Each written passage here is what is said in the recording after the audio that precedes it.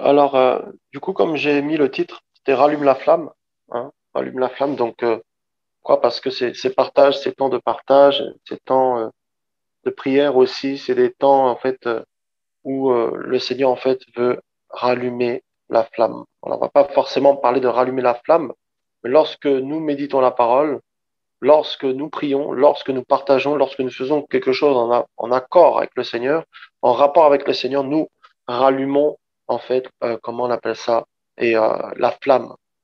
Et donc j'avais à cœur de vous parler de quelque chose ce soir par rapport en fait au plan du Seigneur et au plan de Satan. Donc on va prendre un passage dans 2 Corinthiens euh, à partir du verset 2 de Corinthiens 2.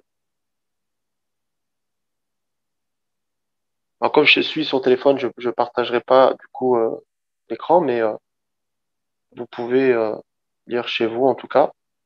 De Corinthiens 2 à partir du et verset 10. Or, à qui vous pardonnez, je pardonne aussi. Et si j'ai pardonné quelque chose à quelqu'un, je l'ai fait à cause de vous en présence du Machia, afin que Satan n'ait pas le dessus sur nous, car nous n'ignorons pas ses mauvais desseins. Et tout à l'heure, je lisais ça et le Seigneur me faisait comprendre. Il me disait, mais en fait, Satan a dessiné quelque chose pour nous. Satan a un dessein pour les hommes. Et on voit que ces dessins à lui, c'est des dessins qui sont mauvais. C'est des dessins qui, en fait, amènent à la perdition. Il va faire croire à beaucoup que la liberté, c'est de faire ce qu'ils veulent, c'est d'avoir la richesse, c'est d'avoir l'argent, c'est d'avoir les femmes, c'est d'être connu. Parce que c'est dans ses dessins à lui. Et cela veut dire quoi? Cela veut dire que lorsque nous sommes nés en fait selon, je dirais, le plan du Seigneur, mais dans le dessein de Satan. Je m'explique. Ça veut dire que le Seigneur dit qu'il nous connaissait avant la fondation du monde. Il te connaissait avant la fondation du monde. Il me connaissait avant la fondation du monde. Mais bien que le Seigneur a un plan pour toi, tu as le choix de rentrer dedans ou pas. Parce qu'il dira, je te laisse le choix entre la vie et la mort. Et vous savez, ceux qui font les plans, par exemple les plans d'une maison, ce sont des architectes. Ce sont des personnes qui, euh, ont une certaine connaissance. Quand ils vont construire l'immeuble, le bâtiment, en fonction de ce qu'ils, comment, des températures, en fonction du vent, en fonction, voilà, de tous les éléments qu'il peut avoir autour. Donc, le bâtiment aura une forme en fonction du vent. Ça veut dire que si le bâtiment est trop, par exemple, rectangulaire, ben, le vent peut faire basculer la tour. Donc, même quelqu'un qui construit quelque chose, il ne construit pas au hasard. Il va s'informer du terrain, de la terre sur laquelle même il va mettre ses fondations. Voyez? Et le Seigneur aussi, comment notre architecte. Et nous allons le voir. Nous allons prendre un passage. Donc, dans Hébreux 8, à partir du verset 5, voilà, il dit ceci. Alors, voilà, lesquels servent d'exemple et l'ombre des choses célestes. Donc, on va lire à partir du verset 1 même. Or, la chose principale de notre discours, c'est que nous avons un tel grand prêtre qui est assis à la droite du trône de la majesté dans les cieux, le ministre du sanctuaire et du véritable tabernacle, celui qui a été dressé par le Seigneur et non par un être humain. Car tout grand prêtre est établi pour offrir des offrandes et des sacrifices, d'où il est nécessaire que celui-ci ait aussi quelque chose à présenter. Car s'il était sur la terre, il ne serait même pas prêtre, puisqu'il y a des prêtres qui offrent en effet des offrandes selon la Torah, lequel servent d'exemple et l'ombre des choses célestes selon l'avertissement divin reçu Moshe lorsqu'il devait achever le tabernacle. Prends garde, lui dit-il, de faire toutes choses selon le modèle qui t'a été montré sur la montagne. Donc le Seigneur va demander à Moïse de construire selon un modèle qu'il a vu sur la montagne, c'est-à-dire selon le plan qu'il va lui montrer. Ça veut dire qu'il ne devait pas construire n'importe comment. Il ne devait pas construire selon ses envies. Il ne devait pas construire selon sa manière de penser, de réfléchir. Mais il devait construire selon ce que le Seigneur lui montrait. Et aujourd'hui, nous voyons beaucoup de personnes qui, comment ça s'appelle, construisent selon leurs propres désirs, selon leur propre volonté. Ils construisent quoi? Puisqu'on parle ici comment ça s'appelle, du tabernacle. Et par la suite, on parlera du temple. Ils construisent quoi? Nous sommes la construction du Seigneur. Comme je disais tout à l'heure, il a un plan pour nous. Nous sommes sa construction. Tu es sa construction. Et on sait que quand quelque chose ne va pas, dans une construction, il y a toujours des pièges de rechange. Et notre maître Yeshua a des pièces de rechange pour toi, pour moi. Il veut nous bâtir. Mais la Bible dit que dans les derniers temps, il se glissera parmi vous des faux Christ qui introduiront des sectes pernicieuses. Et ils viennent avec d'autres doctrines et ils bâtissent les chrétiens avec d'autres fondements. Et c'est quoi cet autre fondement avec lequel ils bâtissent? Le sable. Le sable. Regardons Matthieu 7. Matthieu 7. Voilà.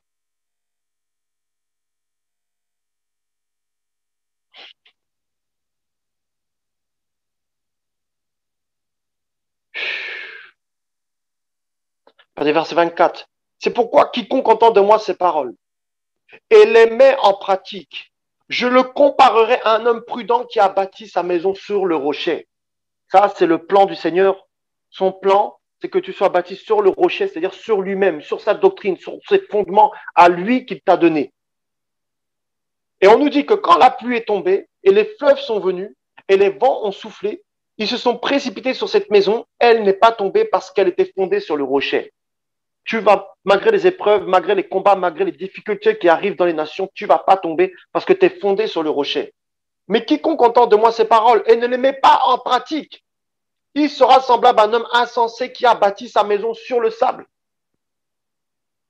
Et la pluie est descendue, et les fleuves sont venus, et les vents ont soufflé, et se sont abattus contre cette maison. Elle est tombée, et sa ruine a été grande. Or, il arriva que quand Yeshua eut achevé ce discours, les foules furent choquées par sa doctrine. Vous voyez? Donc, la question que nous devons nous poser, tu es fondé sur qui? Est-ce que tu es fondé sur la théologie? Est-ce que tu es fondé sur les faux enseignements? Est-ce que tu es fondé sur tes raisonnements?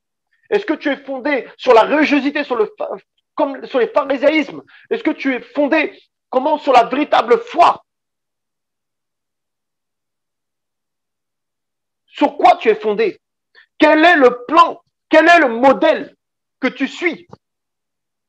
Parce que tout à l'heure, je disais qu'il y a plusieurs Jésus. Il y a plusieurs Yeshua. Il y a le vrai Yeshua qui a été à la croix, qui est ressuscité, qui nous demande la sanctification.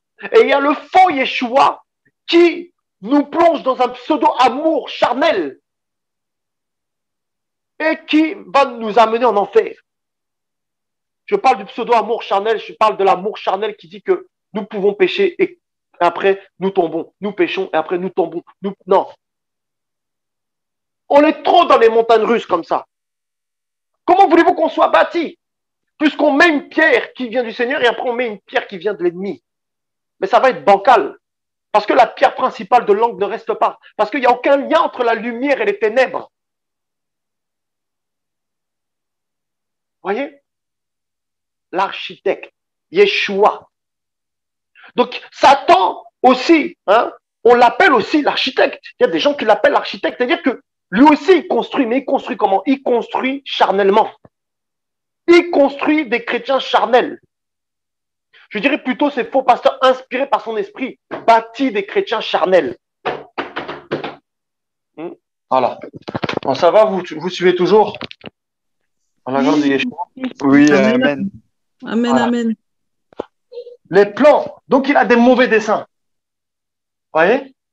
Donc, les gens disent, ah là, voilà, moi, je suis libre, je fais ça, je fais ce que je veux, je suis comme ça. Oh, mais suivre la Bible, c'est trop dur, c'est trop de sacrifices, tout ça. Mais les gens ne se rendent même pas compte que, en fait, ceux qui voient que eux, ils pensent que c'est bien. Hein? Il y a des choses qu'ils pensent qui est bien. Le Seigneur dit non, ce n'est pas bon. Ce n'est pas tout ce qui est bon pour l'homme qui est bon, en fait, pour le Seigneur.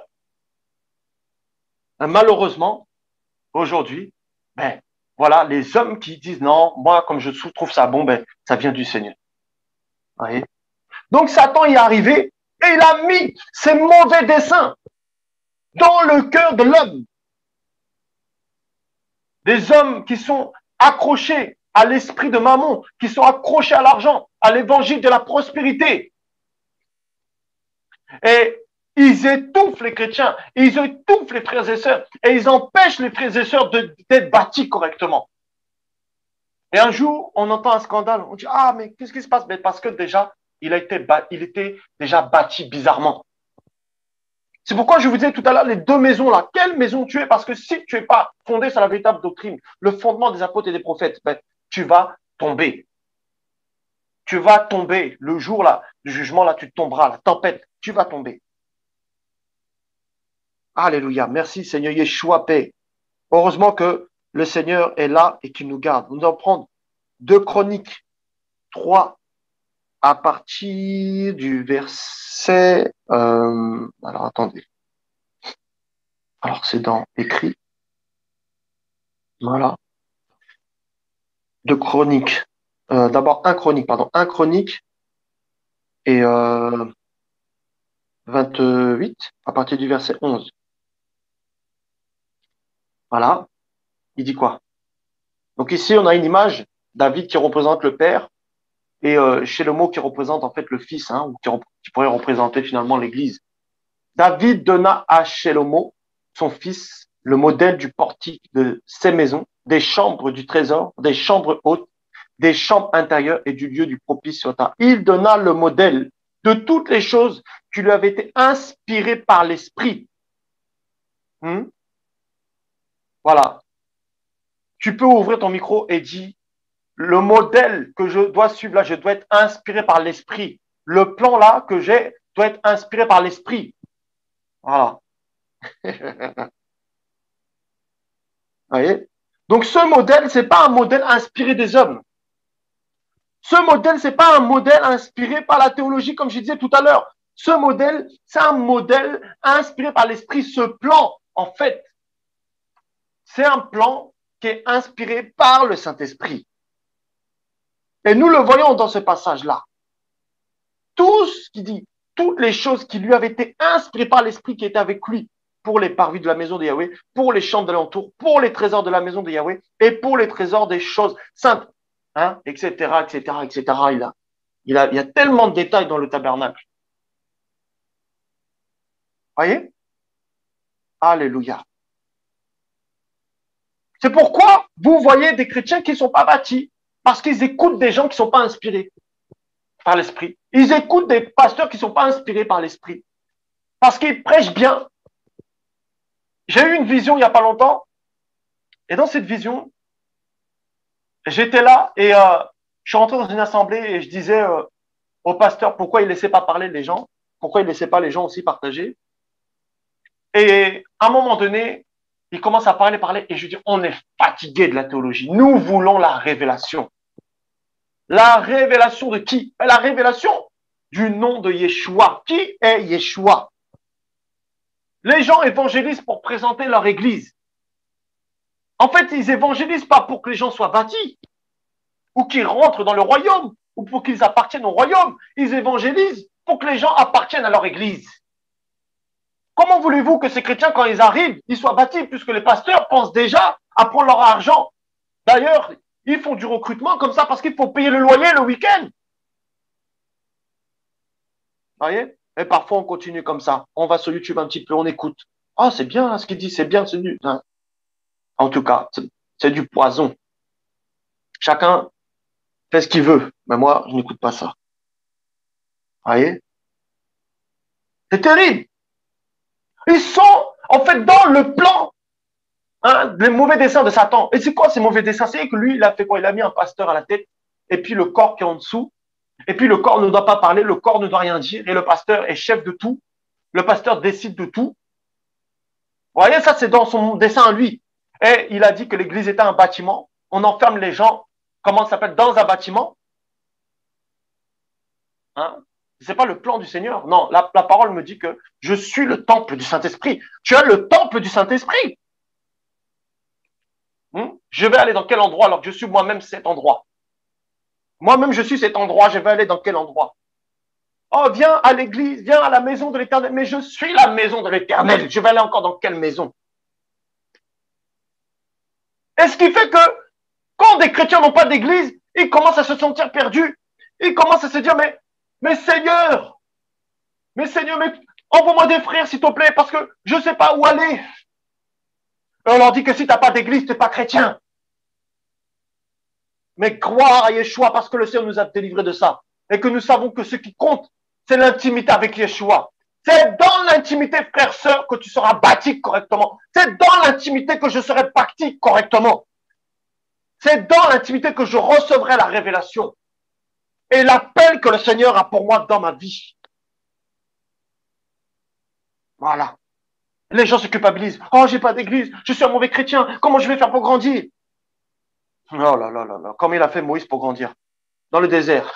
Seul dans le désert, c'est là où il a grandi. 40 ans. Mais il fallait qu'il soit brisé pour grandir. Donc, pour que tu grandisses là, il faut que tu sois brisé. Pour que tu sois bâti là, il faut que tu sois brisé.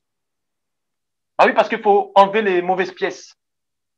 Voilà. S'il y a des fenêtres qui ont été mises au mauvais endroit, il faut les enlever. S'il y a des portes qui ont été mises au mauvais endroit là, il faut les enlever. Hein, c'est une image que je donne. C'est qu'il faut rebâtir correctement.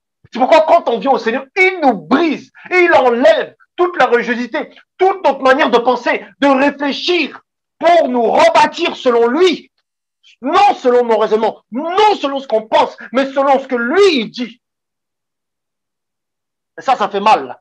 Parce que plus on avance, plus on se rend compte qu'on a des lacunes. Plus on avance, plus on se rend compte qu'on est de travers. Oh Père, alléluia. Bâti selon Yeshua Mashiach. C'est terrible, frère et sœur. Est-ce que tu es bancal? Voilà. Et vous savez, lorsque nous sommes bâtis comme ça par le Seigneur, quand tu tombes, vous savez ce qui se passe? C'est comme si toute la construction là s'écroule. Et tu es semblable en fait à la muraille que Néhémie devait reconstruire. Et le Seigneur commence, il te reconstruit, il te reconstruit, il te reconstruit. Hey, Yeshua.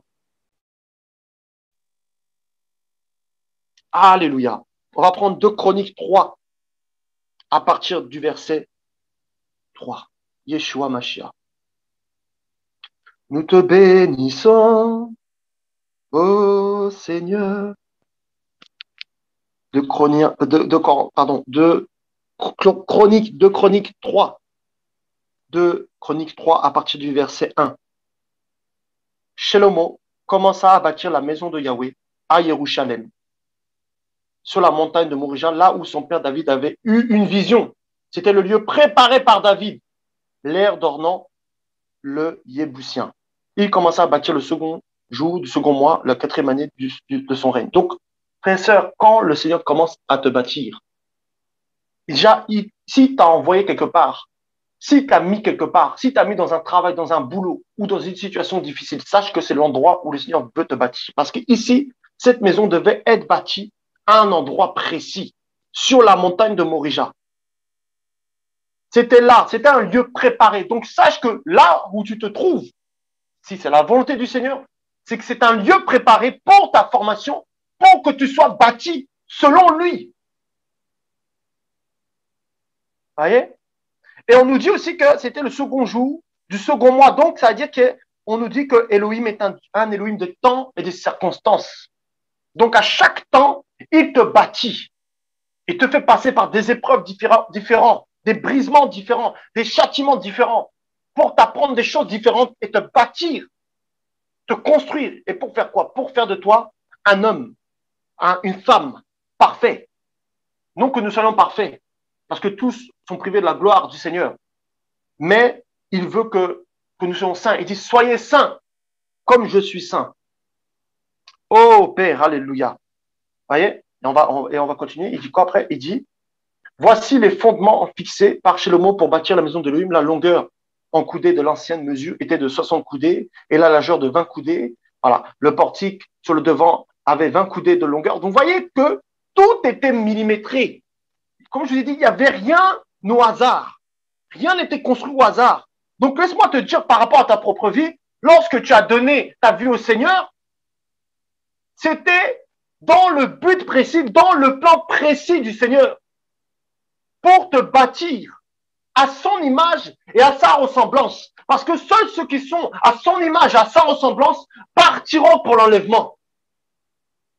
C'est pour ça qu'il dira, soyez revêtus d'humilité, ou soyez revêtus de qui? Mais de Christ, de Mashiach, soyez revêtus de Mashiach. Donc tout cela, c'est pour que tu sois revêtu de Mashiach. Oh, alléluia. Waouh! Par qui es-tu bâti? Qui te bâtit? Parfois, tu entends des pensées là. C'est pour te bâtir. Tu as des pensées qui viennent du Seigneur et tu as des pensées qui viennent de l'autre. Et tu as cette guerre dans les pensées à chaque fois. Et la pensée que tu vas obéir, c'est elle qui va te bâtir. Oh, Yeshua. Chaque chose que tu fais, chaque acte que tu poses va bâtir ta vie. Va t'amener dans une direction ou dans une autre. Vous voyez, les gens bâtissent, ils ont des grandes maisons, ils ont des belles voitures, ils ont tout ça, mais quand on les voit, ils sont dépressifs. Ils sont même pas bâtis. Et pour certains même, ils sont immatures. Waouh! Vous voyez? Aujourd'hui, on voit des prophètes qui ont 2 ans de conversion, qui sont sur Facebook et qui ont 16 ans, 18 ans, ils sont même pas bâtis. Et ils veulent commencer à bâtir les autres. Vous voyez? Oh Seigneur Yeshua. C'est pas n'importe qui peut poser les fondements, qui peut donner les fondements pour que les hommes soient bâtis. Vous voyez? Alléluia. Et on va voir, vous voyez, il y a d'autres personnes. Elles sont bâties. Avec quoi? Nous allons voir. Jérémie 22, verset 13. J'aime beaucoup la parole, c'est pourquoi je prends beaucoup de versets. La parole, c'est ce qui nous parle le plus, c'est ce qui nous délivre. Malheur à celui qui a bâti sa maison par l'injustice. Oh, et ses chambres hautes sans droiture, qui fait travailler son prochain pour rien sans lui donner le salaire de son travail. Qui dit, je me bâtirai une grande maison et des chambres hautes, spacieuses, et qui s'y fait percer des fenêtres, la recouvre de cèdre et la peint en rouge. Voyez? Ça, c'est le dessein de Satan. Ça veut dire, il veut que tu rêves de ça. Oh, tu rêves d'avoir une grande maison. Tu rêves Ah, Seigneur Yeshua. Avec tout ce qui passe à la télé, là, on est là. Oh, je rêve d'aller là-bas. Oh, je rêve d'aller dans tel pays, frère. C'est quand tu commences à voir le ciel. Tu peux voir n'importe quel pays. Tu dis, il n'y a rien d'égal au ciel. Waouh! Il y a ce soir, il y a des hommes, ils ont préféré regarder la Ligue des Champions. Et ils ont préféré regarder la Ligue des Champions que écouter la parole. Frères, sœurs, quand on regarde un peu tout, même ces footballeurs, regardez, ces footballeurs, ils gagnent des milliers. Avec leur salaire, là, tu peux nourrir, comment ça s'appelle? Beaucoup de personnes qui sont affamées, tu peux arrêter un petit peu la faim dans le monde. Et nous, on est là, et on regarde. Mais non! que ce soit les footballeurs ou des gens, voilà, des stars, tout ça, c'est des idoles. Oh, regarde comment il est. Oh, regarde, qu'est-ce qu'il fait de son argent? Qu'est-ce qu'il fait de l'argent? À celui qu'on a beaucoup donné, le Seigneur demandera beaucoup. Voilà. Et on bâtit notre vie là-dessus. Les gens bâtissent leur vie sur la distraction. Il y en a, ils bâtissent leur vie, vous savez sur quoi? Il y en a, ils bâtissent leur vie sur, en fait, comment on appelle ça, les murmures. Et les gens, ils viennent te parler comme ça. Oh, regarde, un tel est comme ça. Oh, un tel est comme ça. Oh, un tel est comme ça. Oh, la Bible dit quoi? La foi vient de ce qu'on entend. Et ce qu'on entend vient de la parole du Seigneur. Donc, toi, à force d'écouter ça, à force d'écouter les gens qui parlent sur les autres, et ben, tu commences à être bâti par ça. Et ben, tu vas commencer, en fait, comment ça s'appelle, à murmurer aussi et, en fait, à pécher. Et tu vas être bâti par les murmures. Les murmures. Et les murmures vont t'amener à la colère. Et puis à la haine. Tout ça. Voyez? Voyez? Et il y en a beaucoup comme ça qui sont bâtis par les hommes. Ils sont là, ils pleurent tout le temps, ils souffrent tout le temps. Dès qu'on leur dit quelque chose, ils se mettent sur la défensive. Comme si, en fait, on leur avait fait quelque chose, alors qu'on n'a rien fait, on leur dit juste, non, mais la parole, c'est ça.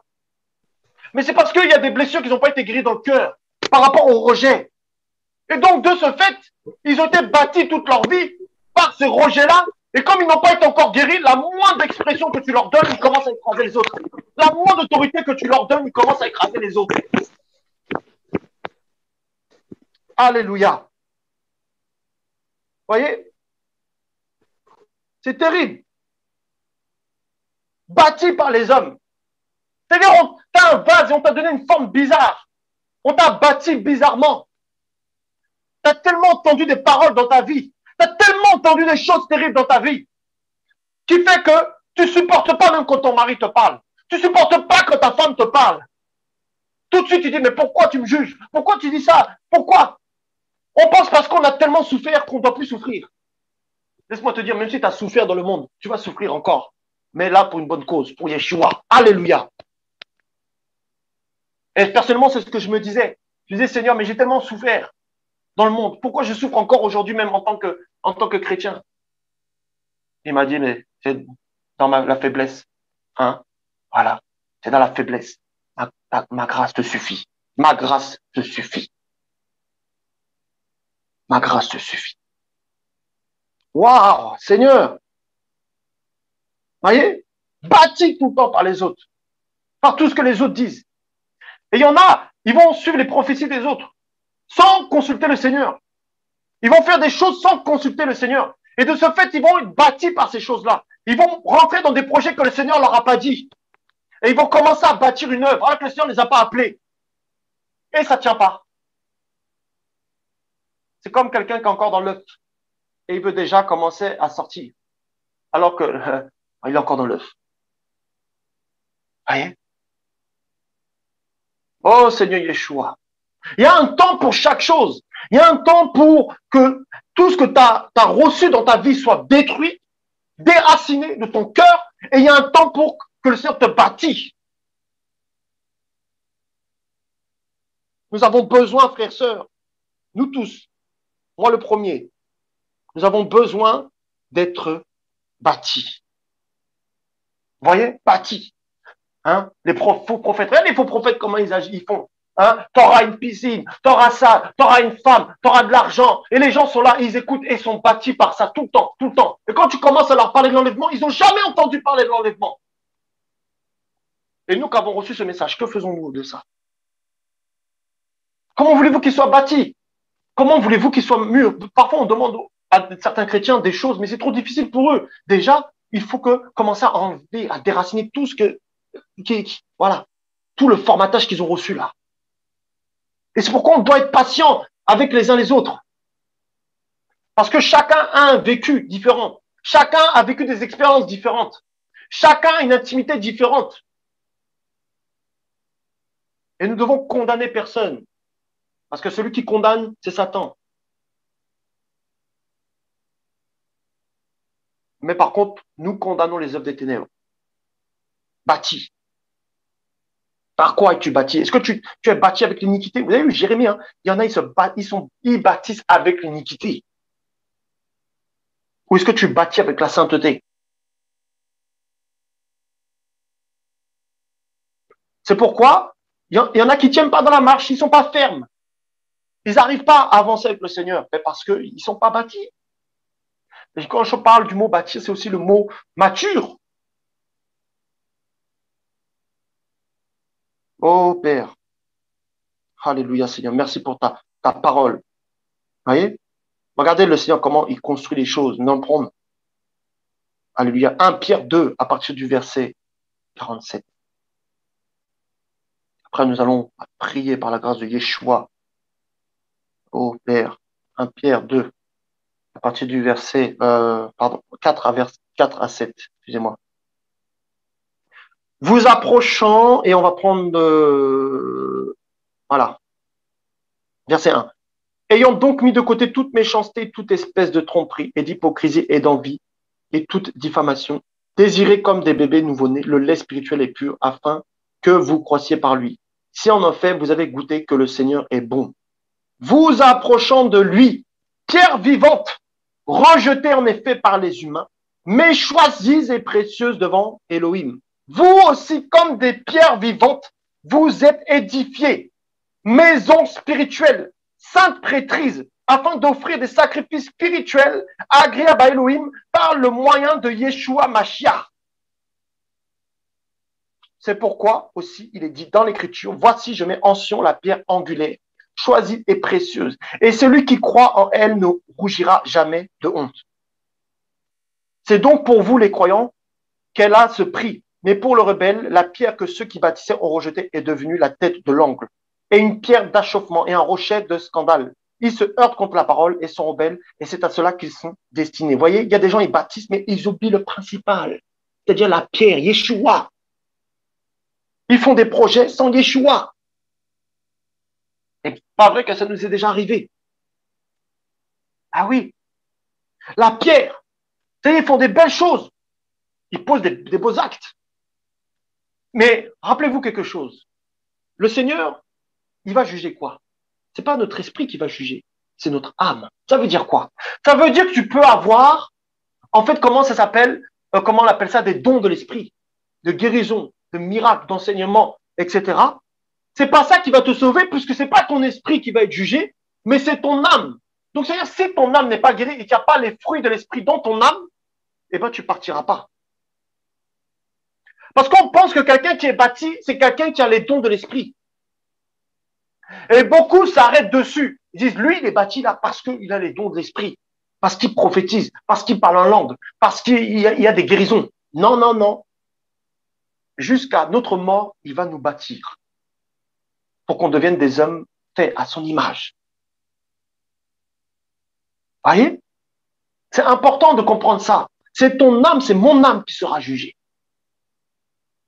C'est pas comment l'esprit. Vous voyez?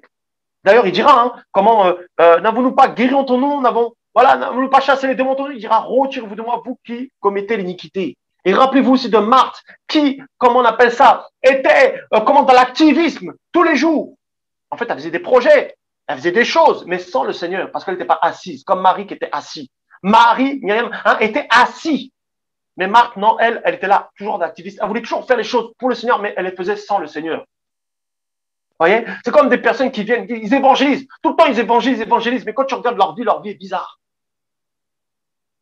Voilà. Moi aussi, je croyais qu'à une époque, évangéliser, ça allait me rattraper devant le Seigneur parce que j'avais mal compris le passage, que disait que celui qui, sauve une âme couvre une multitude de péchés. Et en fait, je croyais que ça allait couvrir une multitude de péchés à moi, mais non, ça va couvrir ces multitudes de péchés à cette personne-là, pas à moi. Mais comme les gens déforment ce passage-là, ils disent, bon, je vais sauver des âmes. D'ailleurs, c'est pas nous qui sauve, c'est Yeshua. Je vais essayer que des âmes soient rachetées, comme ça, je vais couvrir une multitude de mes péchés. Mais non! Le Seigneur, bien sûr, il se souvient. Il est souverain. Mais c'est pas ça qui sauve. Parce que si on serait sauvé par les œuvres, tout le monde ferait que des bonnes œuvres. Non, il dit, c'est pas le moyen de la croix, pas la rédemption en Christ, afin que personne se glorifie. Il faut jamais l'oublier. Parce que parfois, on peut se croire arrivé. Parfois, on peut croire qu'on est bâti déjà. On peut se croire arrivé, construit. On se dit, ça y est, je suis arrivé. Et la Bible dit que celui qui est debout prenne garde à ne pas tomber. Vous savez, quand on dit debout, en fait, ça veut dire quoi? Ça veut dire que tous les jours, il faut se considérer comme tombé. C'est-à-dire comme si nous sommes tombés. Si le jour où tu te considères debout, hein, eh ben, c'est là, en fait, tu vas tomber. Voyez? Et ça, c'est aussi important de comprendre.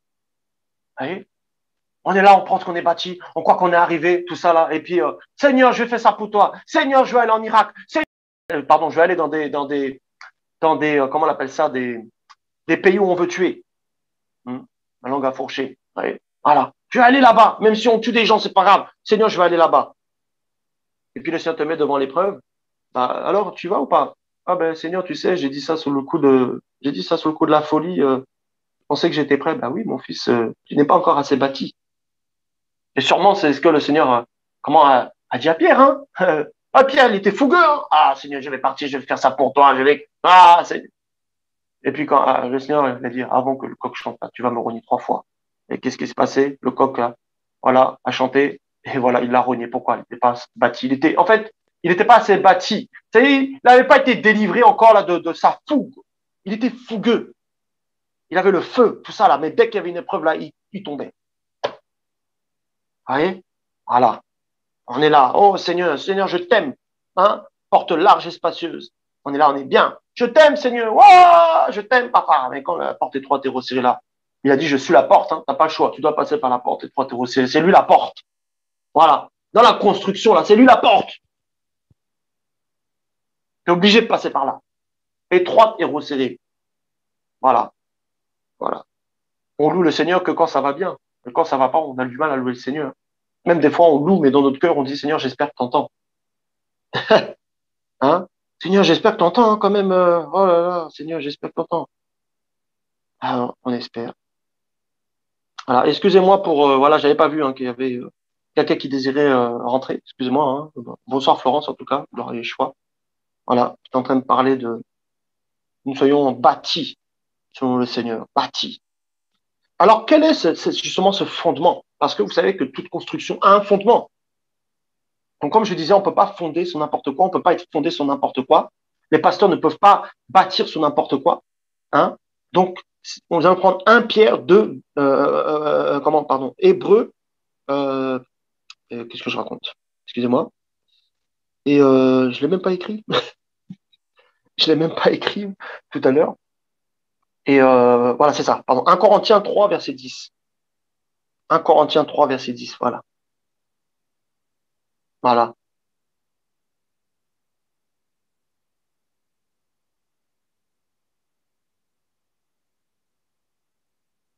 Voilà. Voilà, vous me dites hein, quand vous y êtes. Hein. C'est bon. Voilà. Selon la grâce d'Élohim qui m'a été donnée, j'ai posé le fondement comme un sage architecte. Donc, c'est pas un architecte normal, il est sage. Hein, parce que la sagesse vient de Yeshua. Et la sagesse, c'est la crainte du Seigneur, c'est le commencement de la sagesse. Donc, si tu crains pas le Seigneur, tu peux pas être bâti. Et un autre édifie dessus.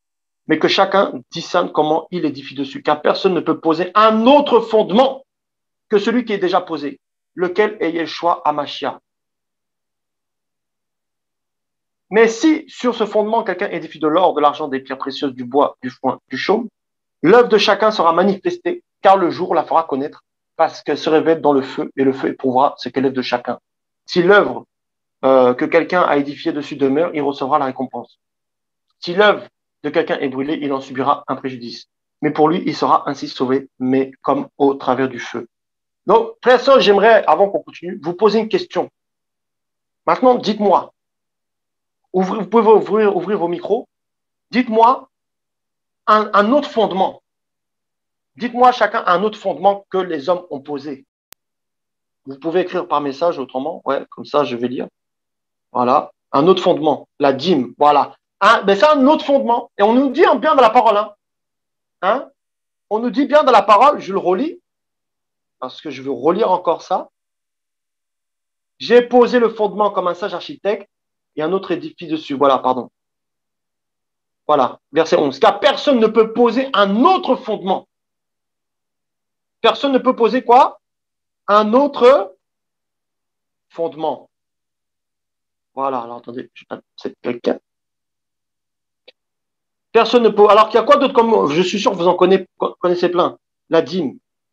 Voilà, si tu donnes pas la dîme, tu n'es pas béni. Dites-moi d'autres encore, là, d'autres fondements, là, qui sont pas bibliques. Même vous, vous peut-être dans votre vie, vous La avez eu des prospérité, fondements. hein, l'évangile de la prospérité, l'évangile de la terre. Venez au Seigneur, vous serez mariés, vous aurez des voitures, l'argent, tout ça alors de prêcher le fondement qui est Yeshua, la délivrance de la colère à venir. Là, on nous impose le pass sanitaire partout, on commence à faire la guerre aux non-vaccinés. La marque de la bête est déjà à la porte. Au lieu de prêcher les gens le royaume, que notre cité n'est pas ici, c'est notre cité céleste. Par exemple, moi qui je ne suis pas vaccinée, je suis interdite d'aller, je ne sais pas où, même dans un parc, ils commencent à interdire parce que j'ai pas le pass sanitaire, j'ai pas le vaccin. Et donc, du coup, celui qui entend l'évangile de la terre, en fait, qu'on prêche tout le temps, l'évangile de la prospérité, des choses de cette terre-là va rester, ne tiendra pas. Effectivement, je bénis le Seigneur pour ce message qui t'a inspiré. Et vraiment, on ne tiendra pas. Au lieu de Mhm. prêcher Yeshua, de prêcher vraiment Yeshua, notre vraie cité, en fait, notre demeure, c'est Mhm. le ciel. C'est pas, même si on n'a pas le pass sanitaire, on sait Amen. on est passager sur cette terre. Toutes ces choses Mhm. vont rester. Même si on peut me priver d'aller au restaurant parce que j'ai pas le pass Mhm. sanitaire, ça fait rien. Ma demeure, Mhm. c'est le ciel, quoi. Amen. C'est ça qu'on doit vraiment réaliser maintenant là parce que nous sommes vraiment éprouvés. Je pleurais parce que j'ai dit, waouh, Seigneur, c'est chaud, c'est vraiment chaud et que à quel point nous sommes arrivés, quoi. Là, le Seigneur est en train de faire vraiment le tri, de mettre de côté ses enfants, de voir qui va tenir, qui était vraiment, effectivement, celui qui était fondé sur le sable, sur les fausses doctrines, bah, il va rester. Mhm. Mhm. Amen. Exactement. Gloire à Yeshua. Et être fondé sur le sable, c'est le fondement des hommes et aussi c'est le manque comment d'obéissance. Voilà, il n'y a pas de solidité. Et oui, alors Géraldine, alors oui, d'abord Inès dit, oui, Maëva, c'est pas grave, hein, c'est pas grave pour le contretemps, voilà, on est libre, hein, c'est pour la liberté que Christ nous a affranchis. Inès dit, maman, effectivement, l'argent, hein, ils ont pour leur Elohim leur ventre. La Bible dit, hein, ils ont pour Elohim leur ventre, voyez. Et, et ça, malheureusement, ben, c'est terrible. Ça, c'est vraiment terrible. Les gens, au lieu de donner leur cœur, les chrétiens aujourd'hui, au lieu de donner leur cœur, ils donnent l'argent pensant qu'ils vont être bénis, pensant que ils vont réussir dans la vie, tout ça et tout. Non, le Seigneur dit, je veux ton cœur, c'est ton cœur que je veux, c'est ça que je veux. Et puis pour certains, ils envoient même des enveloppes, on fait tout ça du pays, c'est grave, hein. Maman, là, c'est un esprit terrible. Et d'ailleurs, c'est un esprit qui peut attraper les chrétiens tellement facilement. Il suffit on te propose quelque chose pour gagner de l'argent facilement et qui est pas, c'est pas forcément en rapport avec la parole, je veux dire dans le sens le service ou le Seigneur ce qu'il t'a dit de faire, tu vois, mais juste on te propose et on te dit voilà, et c'est légal, tu peux faire ça, ça. Et tu vas vouloir le faire, tu vas vouloir le faire. Moi, je vous donne un exemple. Un jour, on m'a proposé de faire du marketing relationnel et c'était un frère qui m'avait comment proposé. Et il fallait parrainer des gens enfin, pour 25 euros, tout ça et tout. Et je vous assure que j'ai beaucoup dépensé là-dedans. Je payais même les bundles des autres. Et à la fin, en fait, la pyramide s'est écroulée et c'est celui qui est tout en haut qui a tout gagné. Alors que nous aussi, on était les premiers à être rentrés dans ce truc-là, mais en fait, ils nous ont déplacés et en fait, on a tout perdu. Et c'est pour vous dire que même si c'est un frère ou une sœur qui te dit fais ça, si c'est pas ce que le Seigneur veut, c'est-à-dire si c'est pas selon les projets du Seigneur, les plans du Seigneur, ne le fais pas parce que tu vas perdre ton argent. Voilà. C'est vrai que souvent on a du mal à parler de l'argent parce qu'on parle beaucoup de la prospérité et tout ça, mais c'est aussi important de savoir comment tu dois gérer ton argent. Voilà. Ton argent, tu dois pas le gérer n'importe comment. Voilà. Tu dois pas le gaspiller n'importe comment parce qu'il y a des gens qui ont rien. Voilà. Et les bénédictions nuptiales devant les pasteurs. Ah oui, Géraldine, oui, tu peux ouvrir ton micro hein, pour expliquer exactement. Hein. Voilà. Hein. N'hésitez pas, frère et sœurs. Je dis, nous sommes libres ici. J'aime la parole et nous avons tous besoin de recevoir les uns les autres. Nous sommes là pour nous éclairer les uns les autres. Tu peux ouvrir ton micro. Hein. Oui. Amen, amen.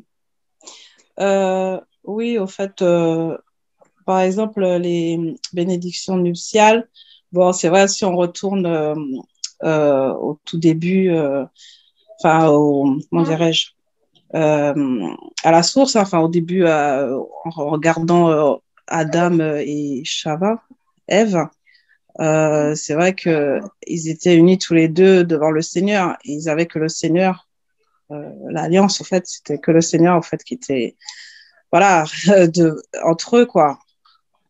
Et, Mhm. voilà, donc, c'est le Seigneur le fondement. Hein. Mhm. Mm. Exactement. Ne Et faites pas d'ailleurs, on de. a vu depuis que vous êtes Voilà. bénis dans Mm. Éphésiens là-bas, vous êtes bénis de toutes les bénédictions spirituelles dans les lieux célestes en Machia. Donc, nous sommes déjà bénis. Qui va encore venir bénir même mon mariage? Puisque je suis Voilà. déjà béni. Vous Mm. voyez? Bon, ça n'empêche pas Amen. qu'on peut dire mon frère soit béni, hein. Mais des fois, je préfère dire c'est vrai, mon frère reste béni. Parce que finalement, nous sommes déjà bénis. Vous voyez, des fois, on dit soit béni, mais on est déjà béni. Mais en fait, mon frère, ma soeur reste béni. Hein? Et voilà, bénédiction nuptiale. Comme si le mariage va, comment ça s'appelle, doit être béni. Lui, il déjà béni. Parce que si c'est son plan, si c'est son projet, tout ça, ce couple, mais le Seigneur automatiquement l'a déjà béni parce que c'est son projet, son plan. Voilà. Et en plus, comme tu dis, ma soeur, devant les pasteurs, voilà. Voilà. Donc voilà, parce qu'il faut tel pasteur, machin, tout ça, alors que la Bible dit, on est tous rois et prêtres. Donc si on est tous rois et prêtres, moi-même, je peux bénir aussi mon propre mariage. Voilà. Ou même un frère qui n'est pas forcément pasteur, il peut prier pour le mariage, mais maintenant bénir, voilà, là, c'est compliqué, quoi. Voilà. Donc, la pyramide hiérarchique pour aller à Yehoshua. La pyramide hiérarchique pour aller à Yehoshua. Ah oui, d'accord, tu parles de Marie ou de la Trinité, ou alors faut passer par les pasteurs, faut passer par... c'est ça, hein, Mathieu? Ouais, c'est ça. Mhm. Et comme dit le Seigneur, hein, nul viendra au ciel qu'en passant par moi, quoi. Et Mhm. Yahushua, c'est quoi avant tout? C'est la parole. Mhm. C'est la parole. Et du coup, effectivement, c'est par la parole qu'on acquiert la vérité et justement euh, qu'on ira au ciel. C'est par l'enseignement de la parole. Effectivement, hein, ça n'empêche en rien, comme il a dit, là où deux ou trois s'assemblent et qui partagent la parole, ça enrichit tout à chacun. Mais derrière, c'est par la parole que, que réellement on obtient quelque chose. Mhm. Voilà. Et donc, le système hiérarchique, certains euh, qui en gros qui disent voilà faut passer par moi, etc., dans certaines églises, etc. En gros voilà, tous ceux qui vont tous les dimanches en disant ah, bah je vais écouter ce que dit le prêtre, etc. Mhm. Et qui s'en arrêtent à là, quoi, qui s'en remettent au prêtre plus qu'à la parole, en fin de compte. C'est ça. Ils imposent des jeûnes aux gens de 40 jours, 30 jours, alors que la parole nous dit que le vrai jeûne, où tu délies les cordages, en gros, le vrai jeûne, c'est l'obéissance. Tu peux jeûner, mais si t'es pas dans l'obéissance, ça sert à rien. Et encore, si tu jeûnes sous l'inspiration de ton esprit. Donc, moi, tout à l'heure, je vous disais que le Seigneur a des plans. Et dans ces plans sont inspirés par l'esprit. Donc, parfois, voilà, ces pasteurs qui ont des plans, ils disent, voilà, aux gens, vous allez jeûner 40 jours, tout ça. Certains, vous allez jeûner à jour 3 secs, et c'est pas dans les plans du Seigneur. Et les gens, comme ils sont malades, et ben, qu'est-ce qu'on apprend? La personne est à l'hôpital, il y a des personnes comme ça qui sont mortes parce que les pasteurs leur ont imposé à faire quelque chose, à jeûner, tout ça. Mais c'est grave parce que c'était pas dans les plans du Seigneur.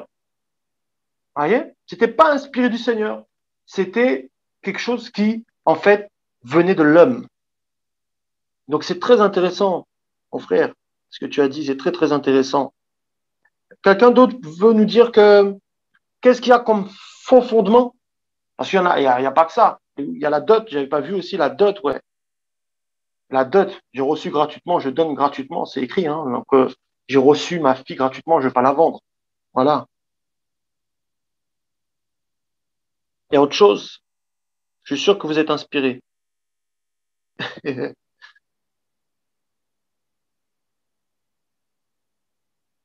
Ces moments de partage là sont faits vraiment pour nous réveiller, pour nous rappeler la doctrine que nous avons reçue. Parce que le Seigneur me disait que beaucoup sont partis dans d'autres doctrines. On les a laissés pendant 6 mois et ils sont déjà partis dans des assemblées de maisons bizarres. Voilà, avec des gens qui se prennent pour des pasteurs dans des assemblées de maison, ils mettent les pupitres. Vous vous rendez compte, assemblée de maison, tu mets un pupitre, mais mets-toi assis comme tout le monde. C'est grave quand même. Ah bon, voilà. Oui, Maëva, prends la parole. Oui, bonsoir. Euh, je sais pas si, comme j'étais pas là avant, je sais pas si tu as parlé de la Trinité. Non, non, non. Ben, la Trinité, c'est une fausse doctrine. Voilà, un faux fondement, bah, ça fait Voilà. partie du système hiérarchique aussi, voilà. Tu dois passer par le Fils, tu passes par le Père, tu sais même plus par quoi passer. Moi, Oh, Seigneur, tu vois. oui, Vous voilà, voyez? je connais le chrétien, il prie 3 fois. Alors, il prie une fois Dieu le Père, une Mhm. fois le Saint-Esprit, une fois Dieu le Fils. Et ils me disent qu'ils ont 3 relations différentes et ils sont allés jusqu'à me dire qu'ils savent pas le nom du grand Dieu tout-puissant qui est sur le trône, puisque du coup, euh, ils m'ont parlé que Christ était assis à la droite. Donc, en Ok. gros, Dieu, ils savent pas son nom. Ça fait 30 ans qu'ils sont dans les Mhm. assemblées. Et donc, bon, voilà, j'ai eu pas mal de combats et j'ai dit qu'il était dans l'amour. Euh, voilà, ne serait-ce que le Shema Israël, quand il dit que Elohim, il est Ehad, donc il Mhm. est un, indivisible. Alors Mhm. après, c'est une révélation, en fait, mais il faut comprendre chronologiquement dans le temps ce que le Seigneur a fait, en fait. Mais il C'est est ça. un. Voilà, on va pas passer par 4 chemins. Voilà. Il va un cœur à cœur, donc il y a une seule relation de connexion avec lui par Christ. Voilà. Et en fait, c'est intéressant ce que tu disais parce que, effectivement, en fait, ils n'ont pas la révélation, l'illumination, en fait, c'est la théologie, hein, c'est de la théorie finalement. Et ils ont besoin d'une grande délivrance, ces hommes et ces femmes qui font ça. Parce que même la Bible nous dit, il a reçu le nom au-dessus de tout nom. Et son nom, c'est quoi? Yehoshua. Et Yehoshua en hébreu veut dire Dieu sauve, Elohim sauve. Donc, faut le dire à ces personnes-là, on nous dit, il a le nom au-dessus de tout nom. Bon, s'il a le nom au-dessus de tout nom, c'est quoi le nom du Père? Fini. Plus de discussion. Hein? C'est taillé. Ça y est. Enfin, Voilà. il y a des versets quand même, hein. Il y a beaucoup, beaucoup de versets. Après, ils vont dire à la droite, mais la droite, c'est Voilà. l'autorité, en fait. C'est l'image de l'autorité. Tu vois, de la position, si tu veux. C'est pas l'image, en fait, si tu veux, qu'il y en a deux. Et comme il est le premier-né de la création, parce que les premiers-nés, ils avaient un certain héritage de la part du père. Comme Jacob qui a supplanté comment son frère Ésaü, il a eu un héritage, il est devenu le premier-né. Vous voyez? Donc, le premier-né, à chaque fois, c'est celui qui a un héritage. Donc, on dit, Yoshua, par exemple, est le premier-né de la création, ça ne veut pas dire qu'il a été créé, mais c'est par rapport à la position qu'il a. Donc, en fait, malheureusement, les gens prennent, par exemple, des passages dans la Bible, ils les déforment dans leur contexte et ils font dire la Bible de ce qu'elle dit pas. Et donc, du coup, ça crée des chrétiens déformés, charnels, comme je disais, bâtis de travers, bâtis sur le sable. Et bien, le jour du jugement, c'est là où on verra, l'œuvre de chacun sera éprouvée, on verra qui est qui. Voilà. Mais toi, faut pas que tu hésites à t'informer, à chercher. Des fois, quand on me pose des questions comme ça, quand j'arrive pas à répondre, je cherche Mm. pour pouvoir répondre après. Tu vois ou pas? Parce que si t'es pas bâti, ils Oui. vont t'emporter. Non, Crois-moi, il y a non, des personnes qui connaissent la Bible mieux que nous autres. Et si on ne connaît pas assez les fondements de la parole, ils vont nous emporter. mm. Et quand tu as un doute sur quelque chose, il faut chercher à enlever ce doute. Voilà. Mais il ne faut pas enlever ce doute en regardant une vidéo sur Internet, hein. Non, il faut prier et puis et vérifier dans la parole. Amen. Alors, ma sœur, elle a dit les baptêmes religieux s'habillent en blanc. Bah ouais, ça, j'ai vu ça, hein. Même les chantres habillés en blanc, etc. Tout ça. Oui, tous ces fondements, c'est terrible, hein. Voilà, faut s'habiller en blanc, alors que le blanc, en fait, ça représente la pureté. D'ailleurs, par exemple, les gens en mariage, ils sont habillés en blanc parce que ça représente en fait la pureté. Vous voyez? Attendre 3 ou 6 mois pour prendre rendez-vous avec les dirigeants des assemblées locales. Voilà, tu attends, voilà. Tu es obligé d'attendre 3 ou 6 mois pour prendre rendez-vous, pour parler de tes problèmes parce que tu n'es pas capable de parler de tes problèmes au Seigneur chez toi. Voilà. Mais vous savez, tout ça, nous, on le sait, hein, mais c'est juste un rappel parce que le Seigneur, en fait, veut nous rappeler ça. Parce que je vous assure, hein, beaucoup qui parlaient, qui étaient là, qui avaient le feu, qui disaient, oh Seigneur, ils ont quitté ce message-là, là. Ils se sont fait emporter. La foi vient de ce qu'on entend. Rappelez-vous, si vous écoutez un autre message, à force d'écouter cet autre message, eh ben, vous allez finir par, en fait, être influencé par ce message. Donc, c'est pourquoi le Seigneur veut nous rappeler cela, parce que c'est dans ce message-là qu'il y a le feu. Vous voyez? Alors, Géraldine a partagé un passage. Or, en ces jours-là, arriva Yohann Baptiste prêchant dans le désert de la Judée en disant, repentez-vous car le royaume des cieux est approché. Là, c'est celui dont Yeshaïa, le prophète, a parlé en disant, c'est ici la voix de ceux qui crient dans le désert. Ben oui, effectivement, il a préparé le chemin du Seigneur. Et on nous dit là-bas dans l'Ancienne Alliance que quelqu'un viendra préparer le chemin de l'Éternel. Donc, c'est qui a préparé le chemin de Jésus, Yoshua, qui a préparé le chemin de l'Éternel, ben, c'est Yohanan le Baptiste. Donc, c'est bien lui l'Éternel. Vous voyez? Donc, en fait, il faut leur parler de la divinité. Vous voyez, des fois, ça sert à rien de leur parler à ces personnes-là de tout le temps, comment on appelle ça, ouais, la Trinité, de ça. Non, il faut leur prêcher la divinité, et c'est la divinité du Seigneur qui va leur faire comprendre le reste. Et si on contredit le mystère de la piété grand, ouais, Elohim était manifesté en chair, justifié par l'esprit. Ouais, il y a beaucoup de passages hein, comme ça. Hein. Il y a Apocalypse 22, verset 6. Il dit, on peut le prendre, hein, Apocalypse 22, verset 6. Mais j'aime beaucoup ce passage-là, parce qu'en fait, même dans la plupart des Bibles falsifiées, ça restait la même. On peut le prendre dans toutes les versions, même la Bible des témoins de Jéhovah, le texte du Nouveau Monde, c'est la même chose. Dans leur texte, par exemple, il est écrit, donc là, on va prendre la BYM, hein, mais on va le lire. Il me dit, ces paroles sont sûres et véritables, et le Seigneur, l'Élohim des saints prophètes, a envoyé son ange pour manifester à ses esclaves les choses qui doivent arriver. Vous voyez, on dit verset 6, il a envoyé son ange. On nous dit, hein, et c'est sûr et véritable, l'Élohim des saints prophètes. Et si on prend le verset 16, il dit, moi, Yoshua, j'ai envoyé mon ange. Donc c'est lui qui a envoyé son ange, c'est la même personne. Et quand vous prenez la Bible pareil des témoins de Jéhovah, il y a écrit moi, Yahvé, j'ai envoyé mon ange. Et après, il y a écrit moi, Jéhovah, j'ai envoyé mon ange. Donc moi, Jéhovah, voilà, j'ai envoyé mon ange. Et moi, Jésus, j'ai envoyé mon ange. C'est écrit la même chose. Et donc, du coup, quand tu leur parles, ils disent, oh, ils ne comprennent pas. Vous voyez? Là, il dit, c'est lui qui envoie son ange. Il n'y a pas 36 personnes qui envoient son ange. C'est lui. Voilà, et les gens font des divisions. Voilà. Tellement de fausses doctrines, tellement de faux fondements, frères, sœurs. Terrible. Quelle grâce quand même que le Seigneur nous ait donné ce message-là. Quelle grâce que le Seigneur nous a parlé de ça. Vous voyez? Et voilà, on va prendre Éphésiens 2, verset 21. À partir du verset 19. Ainsi donc, vous n'êtes plus des étrangers, ni des gens sans citoyenneté. Donc, si tu n'étais pas citoyen de quelque part, maintenant tu es citoyen. Mais concitoyen des saints et membre de la famille d'Elohim, ayant été édifié sur le fondement des apôtres et des prophètes, et Yeshua Mashiach lui-même étant la pierre angulaire. C'est en lui que toute la construction ayant ses parties bien ajustées s'élève pour être un temple saint dans le Seigneur. C'est en lui que vous aussi, vous êtes construits ensemble pour être une habitation d'Elohim en esprit. Donc, on ne dit pas aussi comment construire chacun de son côté. Ça veut dire quoi? Il y a des moments où le Seigneur va te briser. Il va te faire passer par des épreuves pour te bâtir, mais c'est lorsqu'on partage comme ça qu'on se bâtit les uns les autres, qu'on se construit, qu'on s'éclaire sur la parole. Voyez? Et ça nous redresse, et ça nous réveille, ça nous ramène à la vérité. Voyez? Donc on a besoin des uns des autres. On nous dit la main n'est pas sans le pied. J'ai besoin de toi, tu as besoin de moi. La main n'est pas sans le pied. Bien sûr, avec toujours Yeshua, comment au centre. Voyez? Mais aujourd'hui, quand on regarde les pasteurs, ils sont là, ils sont devant, ils prêchent, et les autres doivent fermer leur bouche comme s'ils n'avaient aucune grâce, comme s'ils n'avaient jamais rien reçu dans le secret. Et jamais même on leur laisse 10 minutes, même pour s'exprimer un tout petit peu, pour dire non, parce que ben voilà, parce que c'est eux qui connaissent, c'est eux, et les autres ne connaissent rien. Voyez? Non, Yeshua a donné tout à chacun.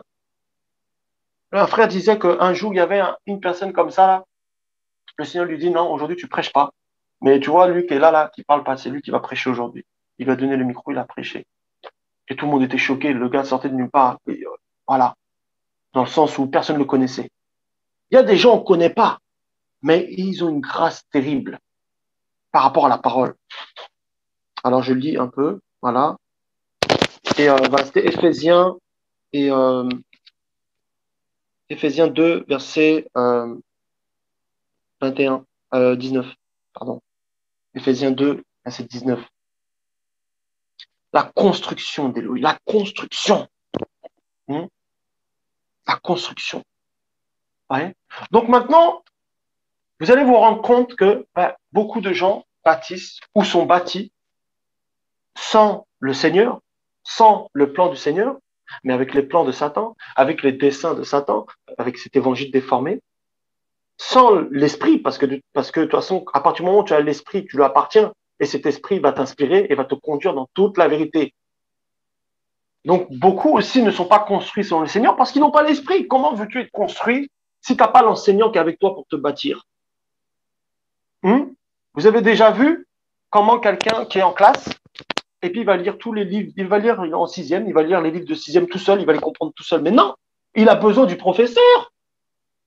Mais si tu es là, tu commences à prendre, c'est-à-dire tes exercices, c'est-à-dire tu prends la parole comme ça, tu n'as pas le maître, c'est-à-dire le Saint-Esprit, pour t'illuminer les yeux de l'esprit, parce qu'on nous dit que c'est par mon esprit, que l'esprit sont toutes choses, mais que l'esprit humain ne connaît rien. C'est par mon esprit. Et il dira comment qu'il a ouvert l'intelligence aussi, comment de Daniel. Donc le Seigneur ouvre l'intelligence aux hommes pour comprendre la parole. C'est pas en allant dans une école théologique, c'est pas en lisant des livres, c'est pas en regardant des vidéos sur Internet que tu vas voir la connaissance. C'est Yeshua qui ouvre l'intelligence. Alléluia. Et il ouvre l'intelligence ce soir à quelqu'un. Alléluia. Oh Père, merci. Tu ouvres l'intelligence ce soir. Alléluia. Pour comprendre les Écritures, pour te bâtir encore plus. Alléluia. Il t'ouvre les yeux de l'esprit. Oh, alléluia. Oh, alléluia. Il t'ouvre les yeux de l'esprit. Oh, alléluia. Il t'ouvre les yeux de l'esprit. Oh Père, merci Papa. Il t'ouvre les yeux de l'esprit afin que tu comprennes les Écritures, afin que tu comprennes davantage qui il est. Qu'est-ce qu'il a fait pour toi? Qu'est-ce qu'il te demande spécialement comme projet? Qu'est-ce qu'il te demande? Quel est le plan pour toi? Des projets de paix et non de malheur, oui, on le sait. Mais qu'est-ce qu'il a prévu pour toi? Qu'est-ce qu'il a prévu pour toi? Quel est ce plan? Parce que le Seigneur a un plan pour chacun d'entre nous. Un appel différent pour chacun d'entre nous. Quel est ce plan? Oh, Yeshua, Père, alléluia. Il ouvre l'intelligence là. Il l'ouvre, il est en train d'ouvrir. C'est comme une clé qui est en train d'ouvrir l'intelligence. Là où on t'avait enfermé, là où on avait bloqué ton intelligence pour comprendre les Écritures. À partir d'aujourd'hui, tu vas commencer à comprendre les Écritures comme jamais. Alléluia, les oracles du Seigneur vont venir. Les dons de l'Esprit vont venir. Au nom de Yeshua. Le feu du Saint-Esprit, alléluia. Alléluia, le feu du Saint-Esprit, le feu du réveil, de la véritable connaissance du Seigneur, de la vérité de Yeshua, de la vérité de la parole de Louis.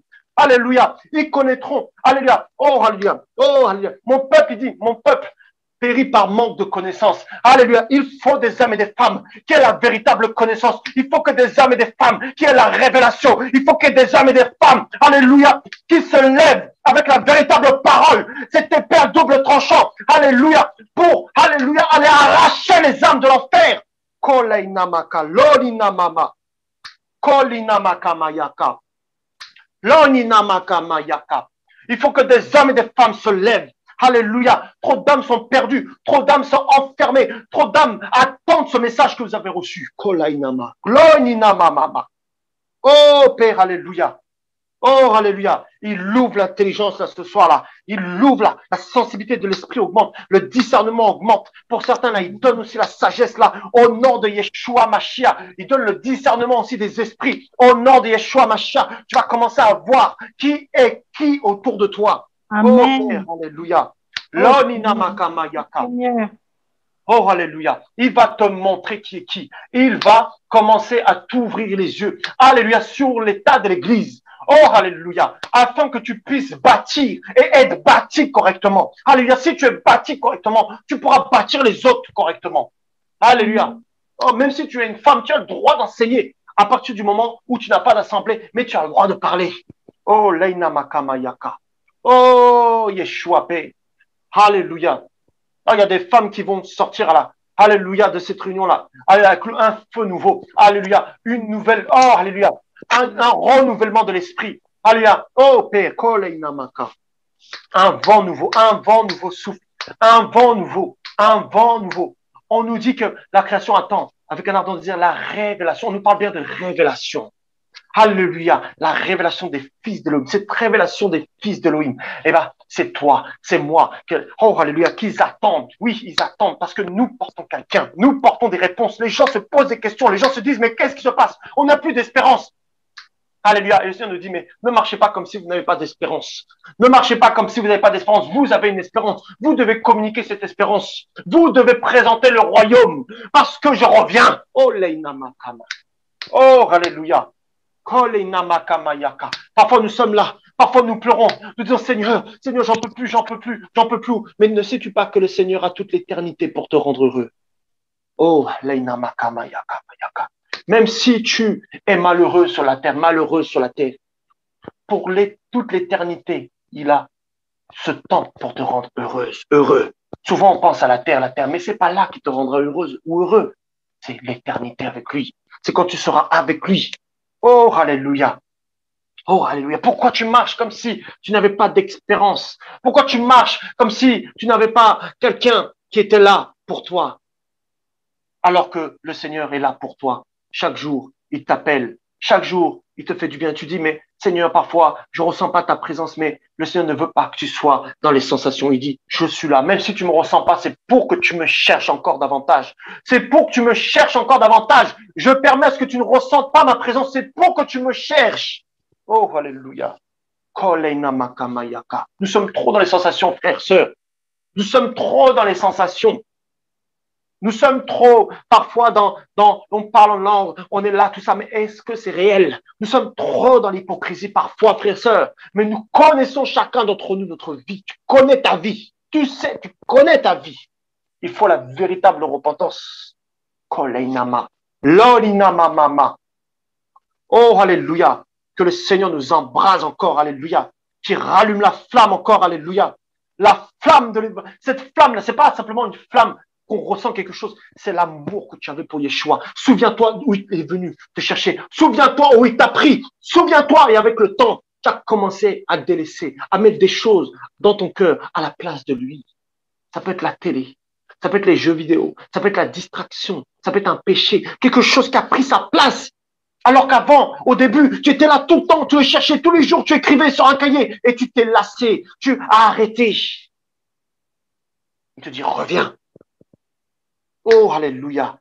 Il veut redonner ce cœur d'enfant. C'est ça, rallumer la flamme. C'est ce cœur d'enfant. C'est cette passion pour Yeshua. C'est cette passion pour le Seigneur. C'est cette passion pour le Seigneur que tu avais dès le début. Tu avais cette passion. Il veut te la redonner, cette passion que tu as perdue. Koleinamama. Oh oui, cette passion magnifique. Et tu vas grandir davantage, tu vas être bâti davantage, tu vas, alléluia, pouvoir bâtir les autres autour de toi. Alléluia. Et là où il y avait une construction, un fondement qui n'était pas bon, aujourd'hui, ce soir même, tout tombe au nom de Yeshua. Tout s'écroule, tout ce qui n'est pas de Yeshua s'écroule ce soir au nom de Yeshua. Et nous déclarons que nous sommes bâtis en Yeshua. Papa, que tout raisonnement qui s'élève au-dessus de ta connaissance, papa, tombe au nom de Yeshua. Oh Père, oh alléluia.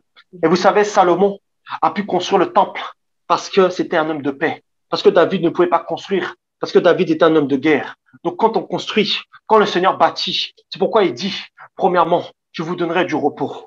C'est-à-dire, je vous donnerai la paix. Premièrement, lorsqu'il vient dans ta vie, il te donne la paix. Il te donne la paix pourquoi? Pour pouvoir bâtir. Parce qu'il peut pas bâtir pendant que tu es dans l'agitation. Il peut pas bâtir quand tu es là, affolé, dans le doute. Il bâtit quand tu es dans la paix. Et ce soir encore, il te communique sa paix. La paix de son esprit. La paix. Il te dit, je t'aime. Je t'aime. Église, je t'aime. Oh, Yeshua.